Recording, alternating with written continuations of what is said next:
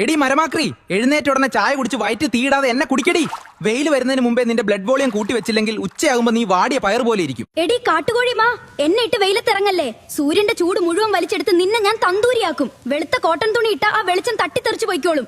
Look നോക്കി നിൽക്കാതെ എന്നെ തേക്കടി. 11 മണി കഴിഞ്ഞാൽ വെളിയിൽ UV താണ്ഡവമാണ്. എന്നെ തേക്കാതെ ഇറങ്ങിയ നിന്റെ കോശങ്ങളിലെ DNA സൂര്യൻ അടിച്ച് തകർക്കും. ഷോ കാണിക്കാതെ എന്നെ ഒന്ന് പിടിക്കടി. വെയിൽ നേരിട്ട് തലയിലടിച്ചാൽ നിന്റെ തലച്ചോറിലെ AC അടിച്ചു പോകും. പിന്നെ നിന്റെ ബോഡി ടെമ്പറേച്ചർ കൺട്രോൾ ചെയ്യാൻ ആർക്കും പറ്റില്ല. തല കറങ്ങി തെരുവിലല്ലേ. ഈ ചൂടത്ത് എന്നെ അകത്താക്കി നിന്റെ ശരീരത്തെ കൂടുതൽ കഷ്ടപ്പെടുത്തല്ലേ.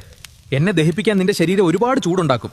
പോയി വല്ല കഞ്ഞിയോ പഴങ്ങളോ കഴിച്ച് അകത്തുള്ള തീയൊന്ന് അണക്കിയോ. ഈ ചൂടിൽ ഞങ്ങളിട്ട് സ്റ്റൈല് കാണിക്കല്ലേ.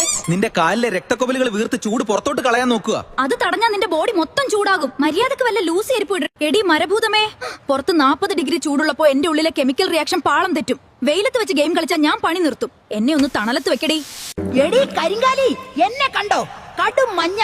ഇതിനർത്ഥം നീ കുടിച്ച വെള്ളം ഒന്നിനും തികഞ്ഞില്ല എന്നാണ്. നിന്റെ കിഡ്നി വെള്ളമില്ലാതെ കരയാണ്. ഞാൻ കറങ്ങുന്ന കണ്ട് സോഫയിൽ ഇരിക്കണ്ട. ഈ തീക്കാറ്റ് ഞാൻ നിന്റെ മേത്തോട്ട് അടിച്ചു തന്നാൽ നിന്റെ വിയർപ്പ് വേഗം പറ്റി നീ കൂടുതൽ തളരും. വല്ലപ്പോഴും ദേഹത്ത് വെള്ളം നനയ്ക്കടിയേ. ഈ പറയുന്ന കാര്യങ്ങൾ ഓർത്തുവെച്ചോ.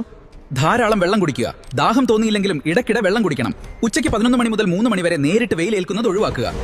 ഇളം നിറത്തിലുള്ളതും അയഞ്ഞതുമായ കോട്ടൺ വസ്ത്രങ്ങൾ ധരിക്കുക. പുറത്തിറങ്ങുമ്പോൾ കുട, തൊപ്പി, സൺഗ്ലാസ് എന്നിവ ഉപയോഗിക്കുക. പെട്ടെന്ന് ദഹിക്കുന്ന ഭക്ഷണ സാധനങ്ങൾ കഴിക്കുക. കഠിനമായ തലവേദന